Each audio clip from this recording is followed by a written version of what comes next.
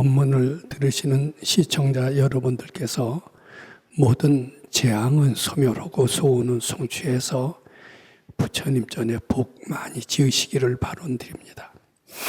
오늘도 지난주에 이어서 계속해서 건강한 사회인이 되는 길, 오늘은 특히 그 소제목으로서 기를 잘 해석 실천함으로써 정을 얻고 또 해를 얻는데 그 목적이 있다. 이제 이런 내용을 가지고 금주 또 내주 두 주에 걸쳐서 말씀드려보고자 합니다. 제가 참 어렸을 학생 때 불교를 만나서 굉장히 심취했었던 것 같습니다.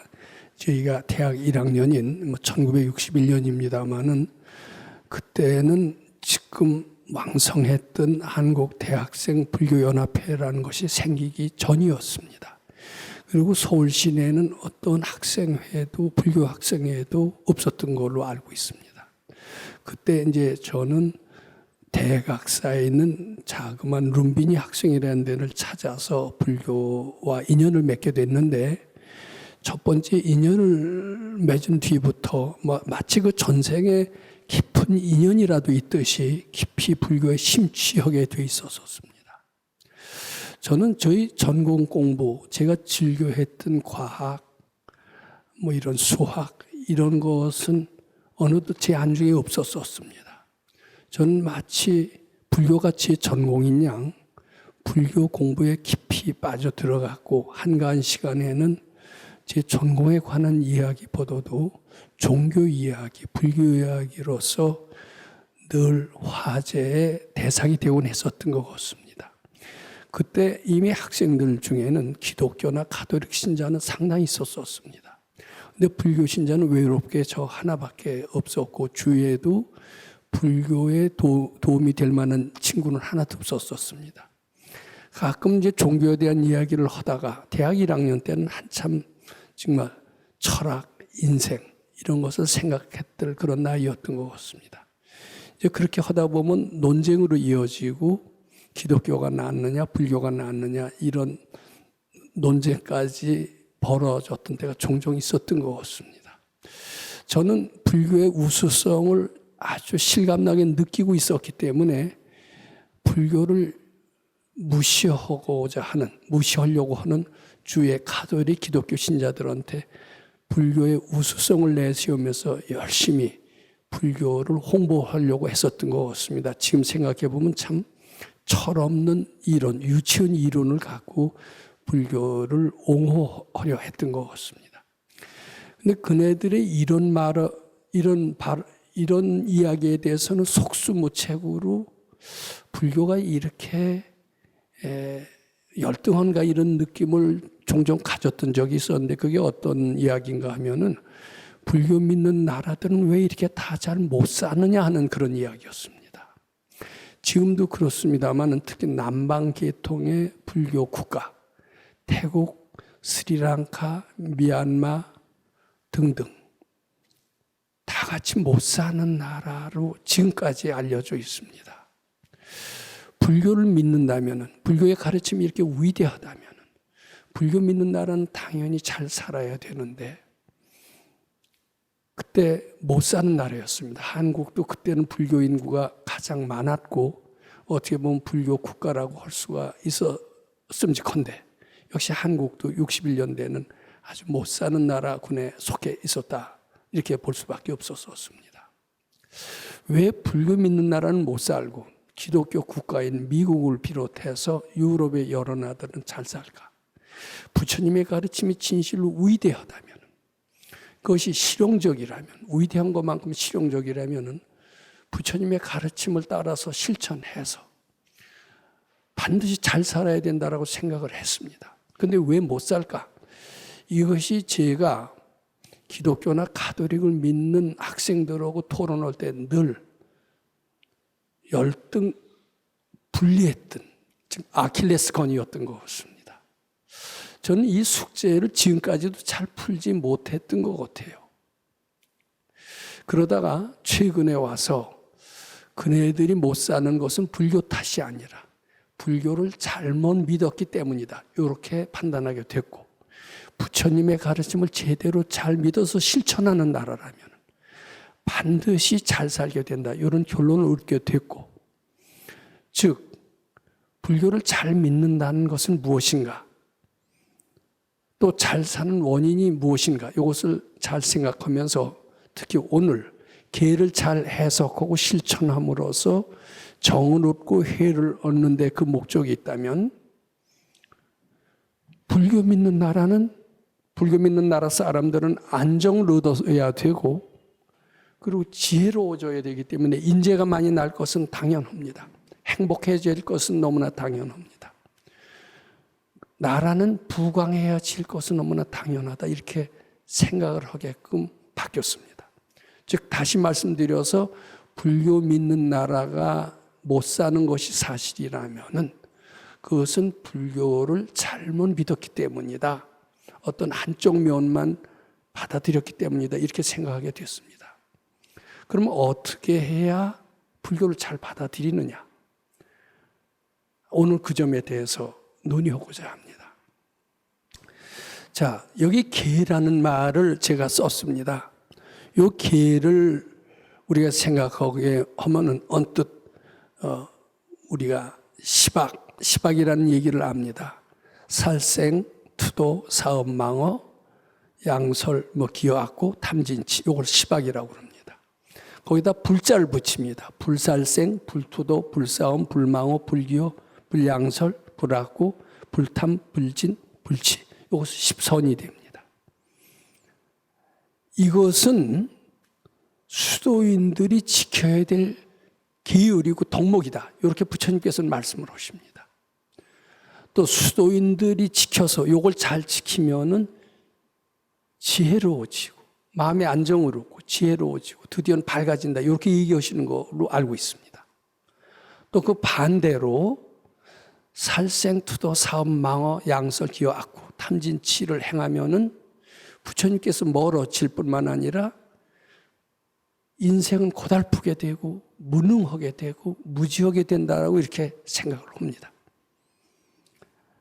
자, 그래서 부처님께서는 아마 사람이 행복해지고 능력이 있어지고 지혜로워져서 드디어는 밝아지는 길을 만들기, 그런 길을 사람들한테 가르쳐주고 실천하게 해서 드디어 밝아지게 하고자 여러 가지 계율을 제정하셨다. 저는 이렇게 생각을 합니다.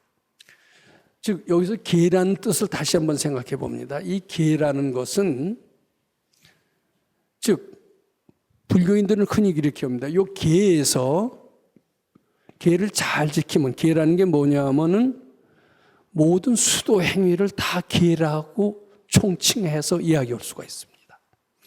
즉 우리 참선을 열심히 한다든지 염불을 열심히 한다든지 또 독경을 열심히 한다든지 이런 것들은 즉 모든 수도 행위는 다 계에 속합니다.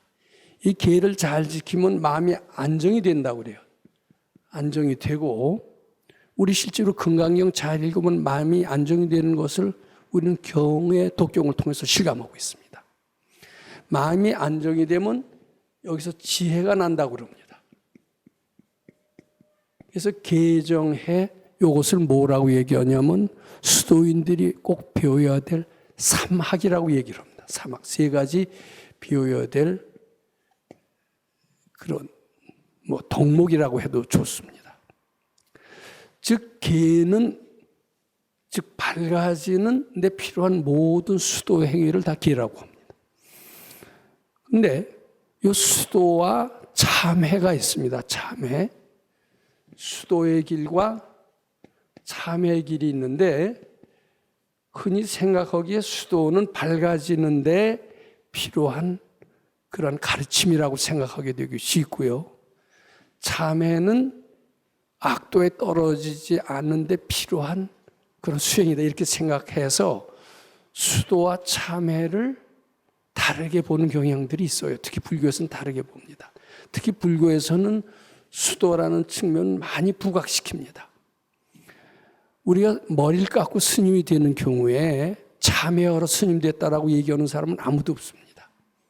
수도해서 밝아지려고 스님이 된다 이렇게 얘기하는 분은 많이 있어도 참회해서 악도에 떨어지는 것을 방지하기 위해서 스님이 됐다라고 얘기하는 분은 아무도 없는 것으로 알고 있습니다.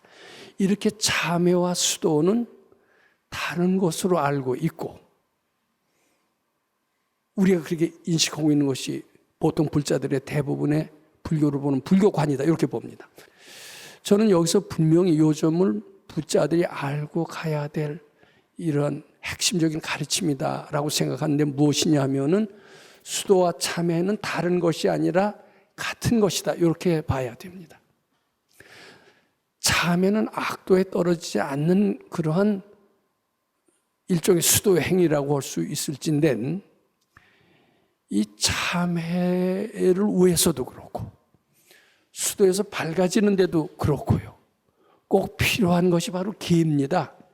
계를 잘 지키면 수도에서 밝아지고 위없는 깨달음도 얻게 되지만은 계를 잘 지키면 진정한 참회가 돼요. 참회가 되면서 즉 파괴로 인한 여러 가지 잘못에서 벗어나서 악도에 떨어질 것을 방지하고 그리고 밝아지는 길로 가게 한다. 이렇게 봐야 됩니다. 그러니까 이게 어떻게 보면 수도와 참회는 수도인들이 꼭 해야 됩니다. 나는 위없는 깨달음을 추구하는 사람이기 때문에 참회는 할 필요가 없다. 이런 생각을 하는 것은 수도의 본질을 잘 모르는 것이다. 이렇게 봐야 됩니다. 수도에서 밝아지려고 하든 참회해서 악도에 떨어지지 않으려고 하든 반드시 이 둘은 다른 것도 아니며 이 둘을 행하는데 반드시 필요한 것은 계를 지키는 것이다. 이렇게 일단 알아야 됩니다. 다시 한번 얘기한다면 계를 잘 지키면 마음의 안정을 얻습니다. 안정을 얻고 드디어 지혜가 납니다. 사람으로 치면 계를 잘 지킨다라면은 안정을 얻어서 행복이 나옵니다. 행복이 나오고 지혜가 나와서 인재가 된다 이런 뜻으로 됩니다. 인재의 극치는 무엇이냐면 도인입니다. 도인까지 된다 이렇게 말할 수가 있습니다. 자, 다시 처음으로 돌아가서요.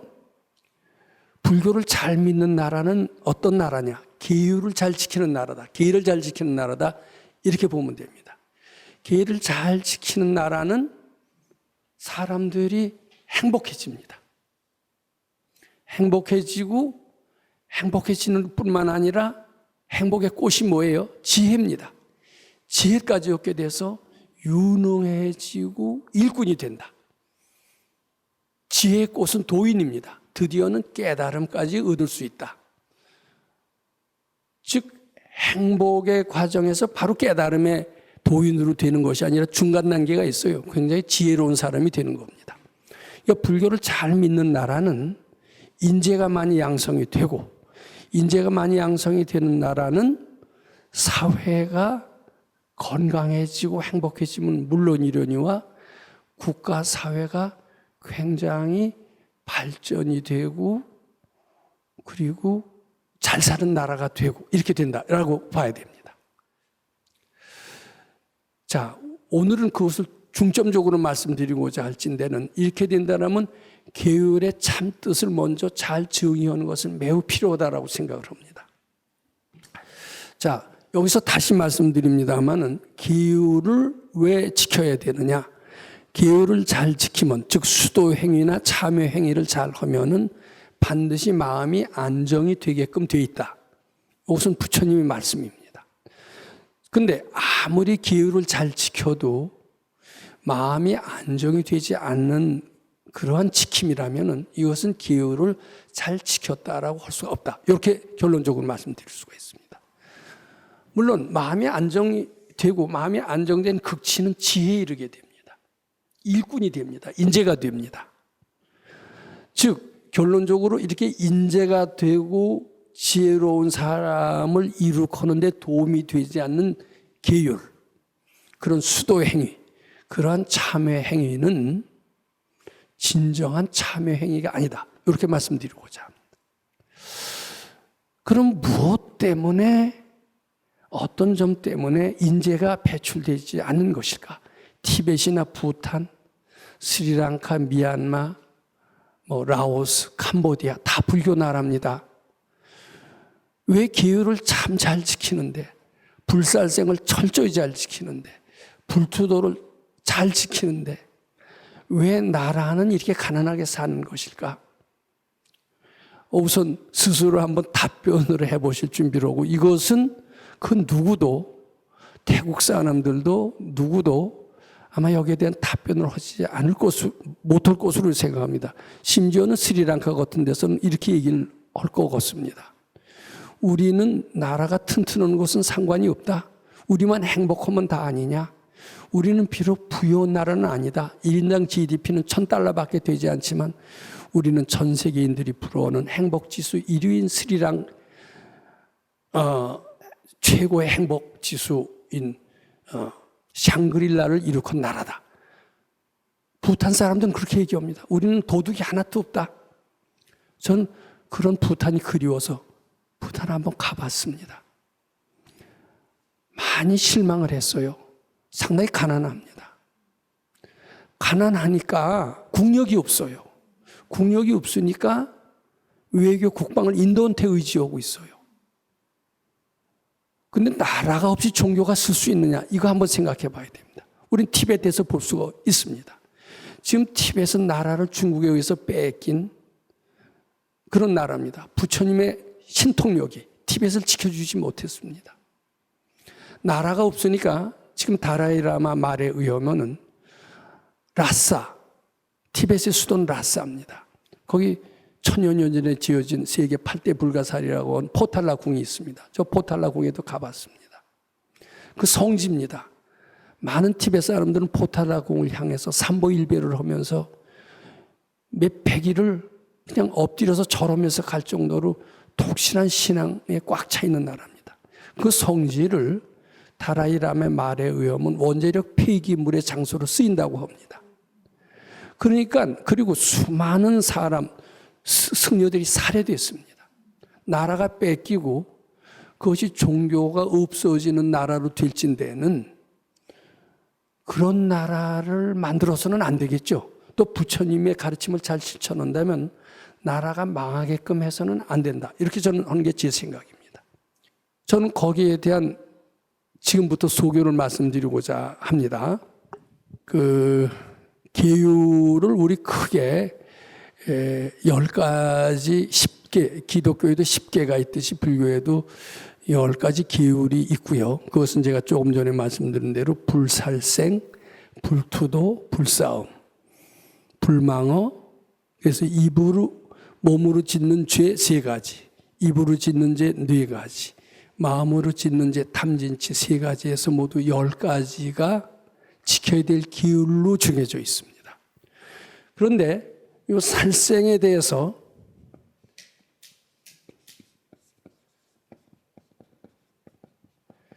불살생 하나를 검토해 보고자 합니다.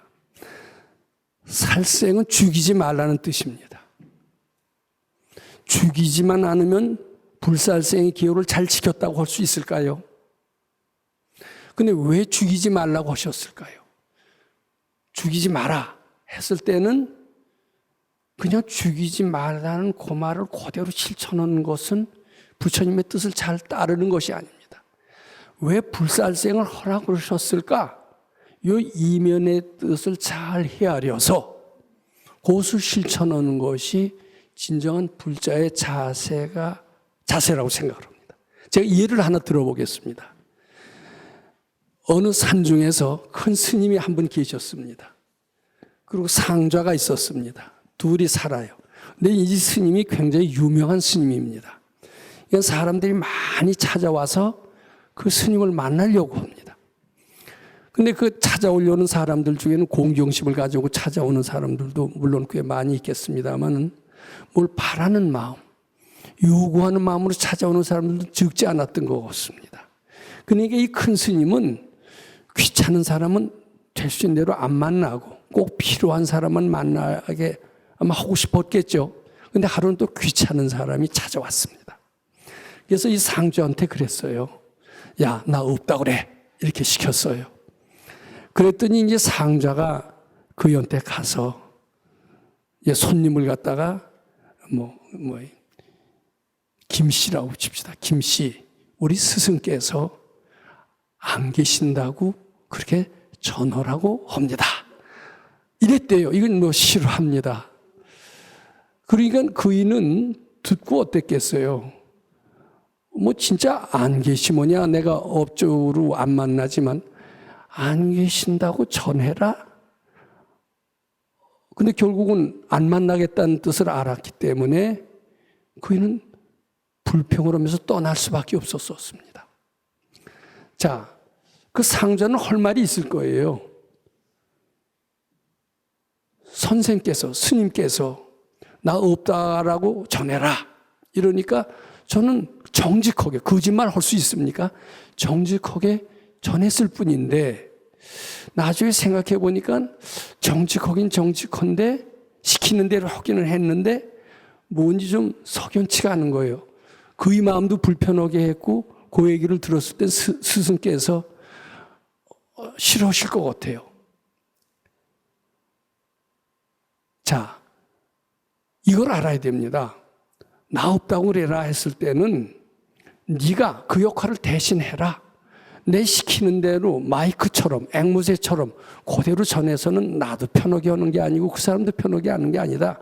나 없다고 전해라고 했을 때는 나도 스승의 체면도 세워주고 그에도 불평 없이 돌아가는 게 내 임무다. 그렇게 알아차려야 되겠죠. 그 지혜로운 지혜자의 태도일 겁니다. 근데 이는 스승의 말들의 핵심을 몰랐던 거예요. 핵심을 모르고 시키는 그대로만 한 거예요. 이게 결과적으로 스승의 마음도 불편하게 했고 가는 사람의 마음도 불편하게 했을 뿐만 아니라 앞으로 그런 식으로 상자 노릇을 했다가는 그 집안에서 쫓겨나지 않을 수 없이 이렇게 된 겁니다. 이 말 뜻은 웃을 게 아닌지도 모릅니다. 부처님께서 불살생 이렇게 기율을 내리셨어요.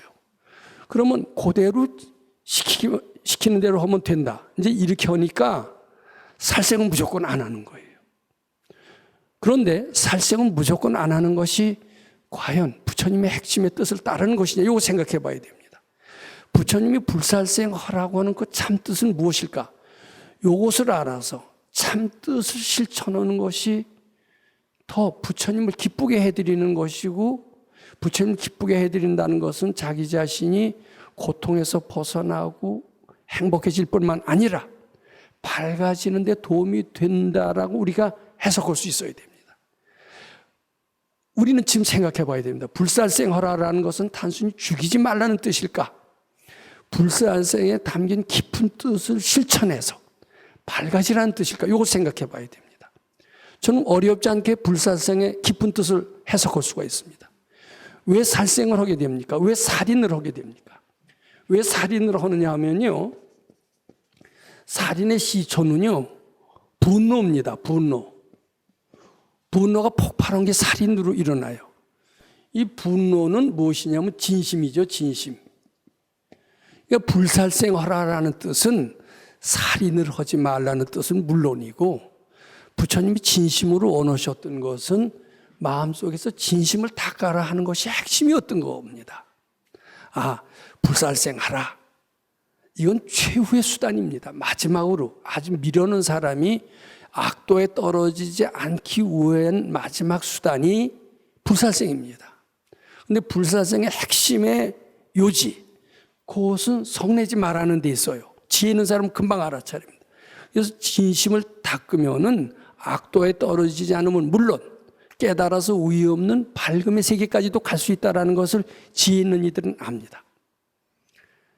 자, 여기에 제가 불교를 어떻게 받아들임으로 말미암아 똑같은 불교 국가인데도 불구하고 못 사는 나라도 있고 잘 사는 나라도 있다, 이렇게 말씀드리는 이유가 되는 겁니다. 즉 핵심의 뜻을 잘 알지 못하고 무조건 겉에 나타나는 형상, 즉 불살생만 하는 거예요. 불살생은 잘 지켜요. 근데 나라는 가난하고 나라는 망해가고 이렇게 되는 겁니다. 근데 핵심의 뜻을 잘 받들어서 실천하고 진심을 닦으면은 비록 불교적인 형태는 취하지 않았다 하더라도 지혜가 나오면 인재가 나오고 나라는 잘 살고 강해져서 나라를 뺏기지 않는 나라가 된다. 이렇게 말씀드리고자 합니다. 지금 남방불교, 즉 소승불교 국가들은 불살생해라. 그럼 겉에 나타난 그것만 그대로 지킵니다. 그대로 지킴으로써 핵심적인 가치를 놓칩니다. 본래 왜 계를 지키라고 하느냐? 제가 처음에 말씀드렸습니다. 계에서 정이 나오고 해가 나오고 해는 인재가 되는 것이고 밝아지는 것이고 이렇습니다. 즉 지혜를 얻기 위해서 계를 지키는 겁니다.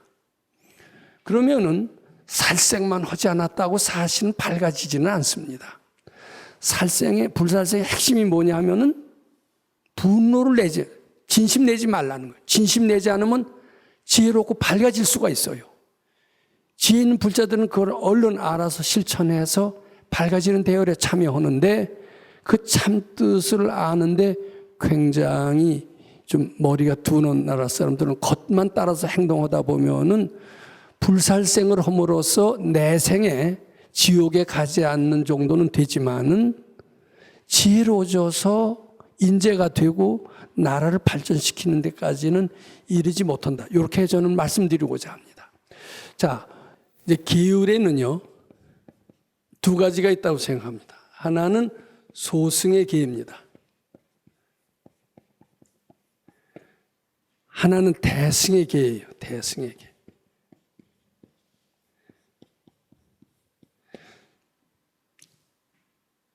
자, 우리 불살생, 불투도, 불싸움 세 가지만 갖고 얘기해 보고자 합니다. 왜 수많은 계 중에서 세 개를 갖고 얘기하느냐? 세 개를 갖고 말씀드리는 이유가 있습니다. 불살생의 뿌리는 뭐예요? 성내지 않는 것이라고 그랬죠. 이 불살생을 계를 잘 지킨다는 뜻은 진심을 소멸하는 겁니다. 진심. 그다음에 불투도, 남의 물건 도둑질하지 말라는 것이죠. 이 도둑질하지 말라는 것은 탐심을 제거하는 탐심 소멸을 목적으로 부처님께서는 불투도를 하신 거예요. 도둑질하지 않기는 너무나 쉽습니다. 그런데 마음속에서 탐심의 뿌리까지 없앤다는 것은 굉장히 어려운 일이에요. 학교에서 컨닝하지 않는 것은 너무나도 쉽습니다. 그렇지만 컨닝할 마음까지도 없앤다는 것은 아주 어렵습니다. 자, 그 다음에 불사음이 있습니다. 불싸움은 무엇이냐? 이건 난 치심이라고 말씀드리고 싶습니다. 이것을 조금 너무 저는 학문적으로 하는 것을 좋아하지는 않습니다만은 이 진심을 잘 닦는 것은 지게바라밀의 완성이라고 생각합니다. 탐심을 잘 닦는 것은 보시바라밀을 완성시킨다라고 말씀드리고 싶습니다. 치심을 잘 닦는 것은 인욕바라밀의 완성이다라고 말씀드리고 싶습니다. 탐진치가 인간의 3대 번뇌입니다. 여기서 해탈하면 지혜로워지고 밝아져요. 근데 그것을 몸으로 나타나는 세 가지 죄업, 그것이 바로 살생, 투도, 사음으로 되어 있고, 불살생, 불투도, 불사음하는 것은 그것을 말씀하신 참뜻은 탐심의 뿌리를 뽑아라.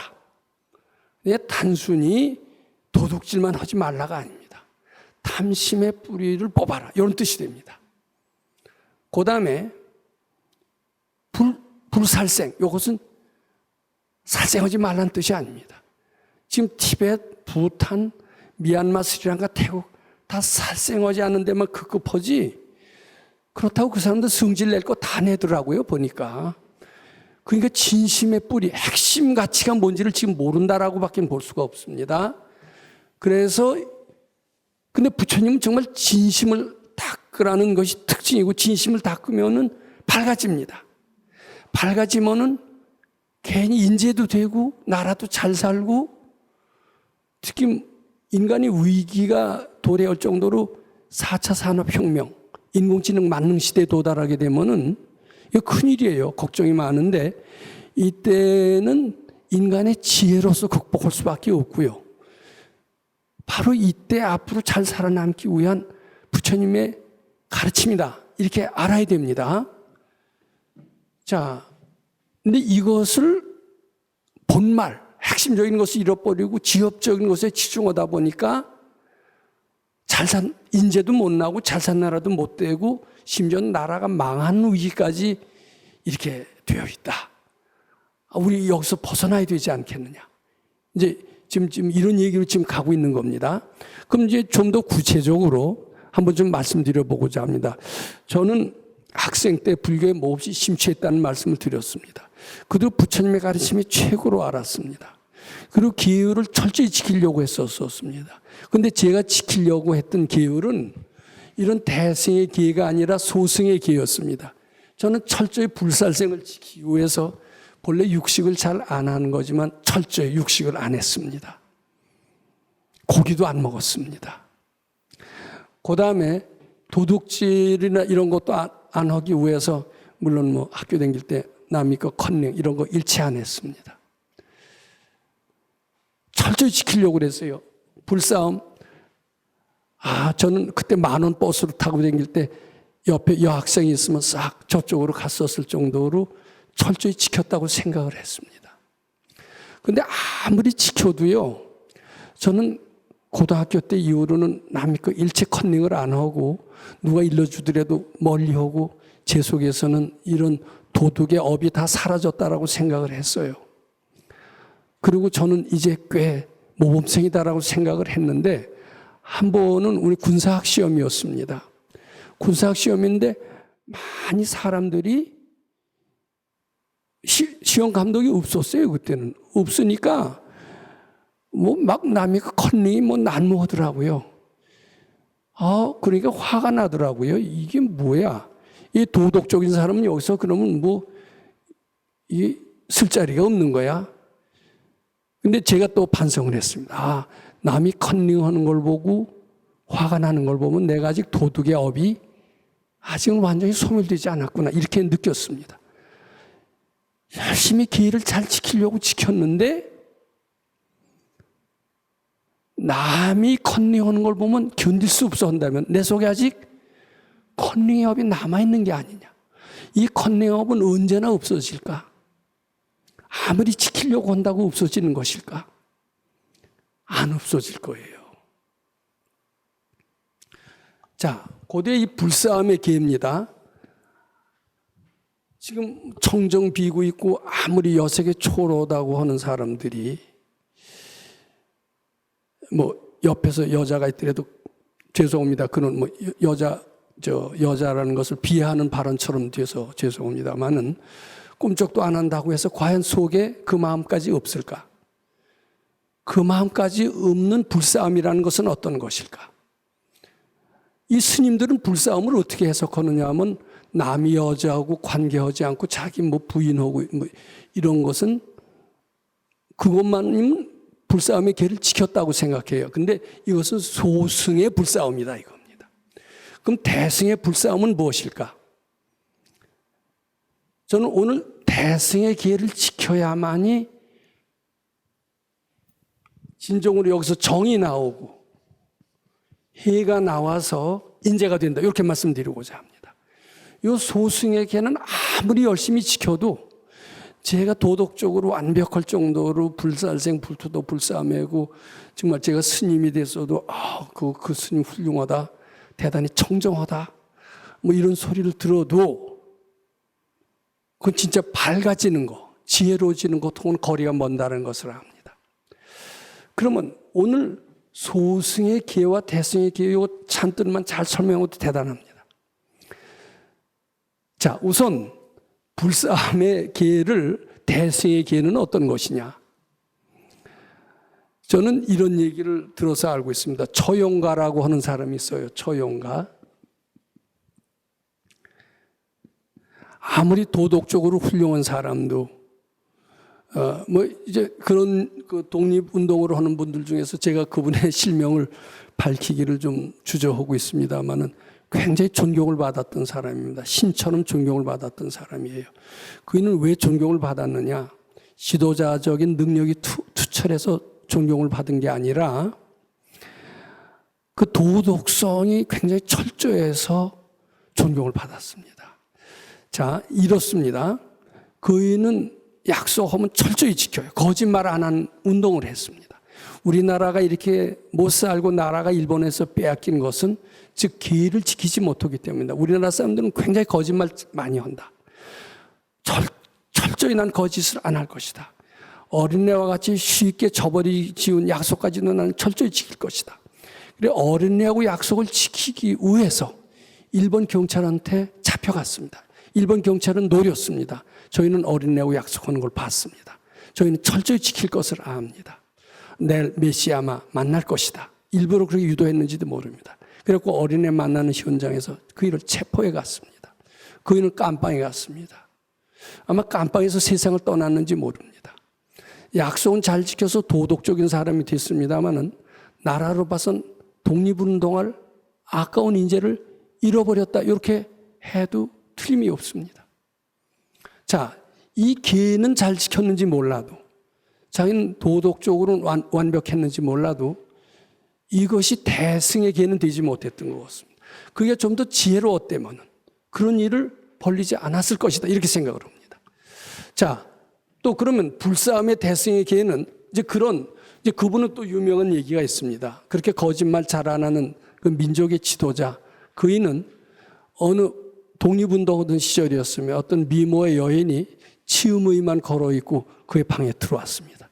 방에 딱 들어와서 웬만하면 호래비들이 다 모여있는 독립 시절에 미모의 여인이 치음의만 갈아입고 들어오니까 유혹을 느꼈을 만하죠. 그는 그때 청정했다고 그럽니다. 들어오는 걸 보고 옆에 아무개 하면서 큰 소리로 불었다고 그럽니다. 이건 치음의만 갈아입었던 그 여자가 무안에서 나갔다는 그 얘기를 하면서 참 대단히 훌륭하신 분이다 이런 얘기를 합니다. 저는 그런 정도 갖고는 훌륭하다고 이제 보지 않게끔 저는 비워냈습니다. 학생 때는 저는 그인을 신처럼 존경했었습니다. 도덕적으로 이렇게 훌륭한 사람이 더 있을까? 그냥 성인 군자의 반년에 올렸다고 생각을 했습니다. 근데 그렇게 도덕적으로 훌륭했던 사람은 결코 마음의 안정을 얻어서 지혜로운 이런 반열에 오르지 못한다는 것은 지금 알게 됐습니다. 그럼 어느 정도까지 돼야 지혜로워지느냐? 전 처용이라고 하는 신라의 향가의 주인공을 압니다. 처용은 결혼을 했어요. 결혼을 한 처용이 바깥 한때 외출을 나갔습니다. 외출을 나갔더니 자기 돌아보니 자기 부인과 웬 여자가 정을 통하고 있었습니다. 자, 보통 사람 같으면 난리가 나고 별일이 다 났겠죠. 근데 처용은 어땠냐면 내 부인은 나보다도 더 좋아하는 그런 사람이 있었구나. 내가 그걸 왜 몰랐을까? 난 저희네들의 행복을 위해서 이 자리를 비켜놔야 되겠다. 그리고 비켜나면서 부르는 게 처용이었습니다. 그이는 부인을 얻었어도 내 소유라고 생각하지 않았던 것 같습니다. 저희는 저의 고유한 인격자가 있다라고 생각을 했습니다. 그 정도가 된다라면은 그런 정도가 되는 그러한 계율, 그것도 일종의 계율이라고 한다면 그건 대승계율이고 이 대승계율은 꼭 밝아지는 데 도움이 된다. 그런 대승계율을 지키는 사람이 많다면 그 나라는 부강하다. 이렇게 얘기를 할 수가 있습니다. 역사 학자들의 견해에 따라서 다 틀립니다만 신라는 그 당시에 세계 최강의 강한 나라였다라고 얘기합니다. 군사적으로도 강했고 도덕적으로도 불교를 잘 믿었고 계율을 잘 지켜도 대승계율을 잘 지켰다. 이렇게 말씀드릴 수가 있게 되는 겁니다. 자, 시간이 많이 됐기 때문에 이제 정리를 한번 해보고자 합니다. 오늘 말씀드릴 핵심 내용은 바로 거기에 있었습니다. 부처님이 말씀하신 계율을 잘 지키는 것은 우리를 행복하게 하고 유능하게 하고 나아가서는 밝아지게 하는 것이다. 즉 부처님께서 우리들이 지키라고 하는 모든 가르침 이것을 총칭해서 계라고 한다. 이 계를 잘 지키면 해가 되고, 마음의 안정을 얻고, 마음의 안정을 얻은 결과 지혜가 나온다. 또 반대로 얘기해서 지혜가 나온 가르침이라야만이 참된 계율이다. 불교를 잘 믿는 나라가 못 산다라는 논리는 타당하지 않다. 불교를 잘 믿으면 당연히 잘 살아야 된다. 불교를 잘못 믿었기 때문에 못 사는 것이다. 부처님의 가르침은 소승식으로 해석하면은 잘못 실천한 것이요, 그것은 지혜로 연결되지 못하기 때문에 밝아질 수 없는 가르침이다. 나라가 부국강병이지 못하는 그런 이유가 된다. 이렇게 말씀드리고자 합니다.